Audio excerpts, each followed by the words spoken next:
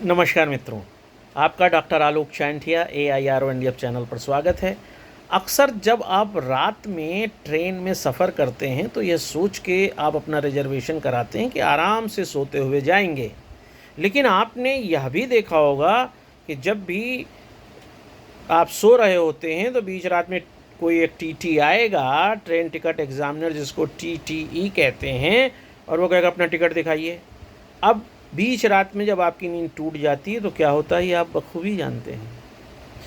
और यहीं पर आकर आपको यह समझना होगा कि जिस भारत के संविधान की सर्वोच्चता की बात हर समय की जाती है, उसी संविधान के अनुच्छेद 21 में जो गरिमापूर्ण जीवन है, उसी के मौलिक अधिकारों का ये हनन है कि किसी को रात में सोने न दिया जाए।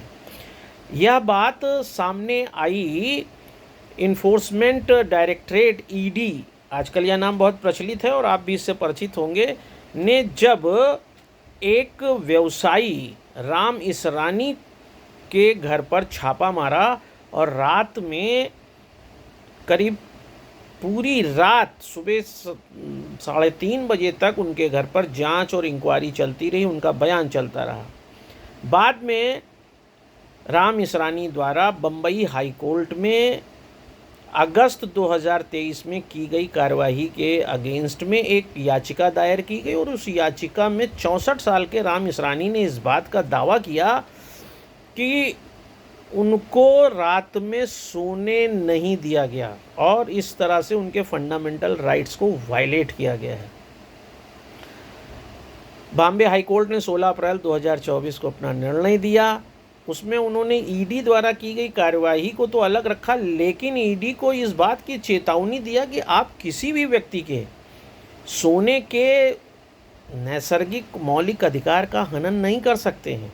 किसी व्यक्ति को रात में जब उसका सोने का समय है तो जगा कर उससे परेशान नहीं कर सकते हैं।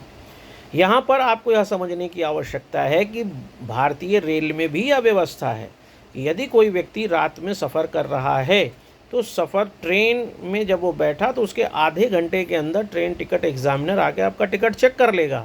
या आर्बिट्रेरी नहीं है कि वो पूरी रात में जब चाहे तो आपको सुनो टिकट दिखाओ। आप इसका विरोध कर सकते हैं, आप इसका रेलवे पे कंप्लेंट कर सकते हैं, आप इंडियन रेल के ट्विटर हैंडल पर जाकर उसी समय इसकी रिपोर्ट लिखा सकते हैं। आप ट्रेन टिकट एग्जामिनर से कंप्लेंट रजिस्टर मांग पर उस पर कर सकते हैं। और सबसे बड़ी बात यह है कि आप कंज्यूमर फोरम में इस वाद को ला सकते हैं और उसके लिए प्रमाण जो चाहिए, इसीलिए आपसे कह रहा हूं कि तुरंत ट्विटर हैंडल पर यह कहिए कि रात के 2 बजे TT ने हमें जगाकर मेरा टिकट चेक किया और मेरी नींद को बाधित किया, मेरे मौलिक अधिकारों का हनन किया। अगर आप संविधान की सर्वोच्चता समझ रहे हैं तो आपको अपने अधिकारों को जानना भी होगा और उसके लिए लड़ना भी होगा।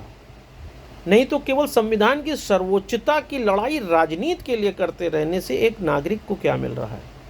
अभी भारत के नागरिकों को जागरूक होने में मुझे ऐसा लगता है कि दशकों लग जाएगा।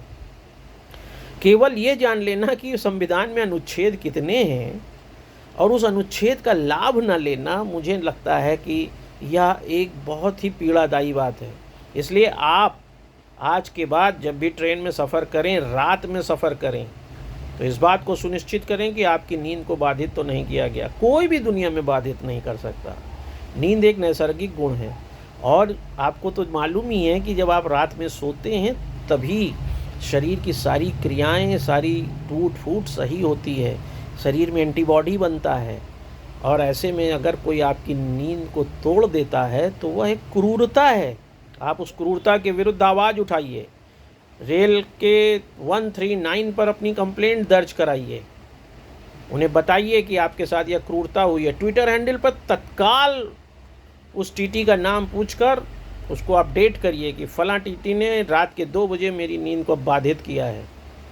और सबसे बड़ा परिणाम ये है कि इसके लिए आप हर्जाना मांग सकते हैं, उपभोक्ता फोरम जा सकते हैं, क्योंकि आपने पैसा देकर टिकट लिया है और आपने अपने सुख सुविधा के लिए, अपनी नींद के लिए रात का टिकट रिज़र्व कराया है। तो आज के बाद जब भी आप किसी ट्रेन में चलें, अगर आधे घंटे बाद टिकट नहीं चेक हुआ ट्रेन चलने के, तो आप इस बात का विरोध कर सकते हैं। लेकिन ये तभी होगा ना जब आप अपने मौलिक अधिकारों को जानेंगे, आप अपने मानवाधिकार को जानेंगे, और इसके लिए आपको अपना कर्तव्य निभाना होगा। और वो कर्तव्य क्या है? एक फ़ोन घुमाना होगा। और जैसे आप फ़ोन घुमाएंगे, धीरे धीरे यह पूरा राष्ट्र घूमने लगेगा। और एक अच्छा और विकसित राष्ट्र 2047 में तभी बनेगा जब यहाँ का हर नागरिक जागरूक होगा, वह अपने बारे में जानेगा, अपने अधिकारों के बारे में जानेगा।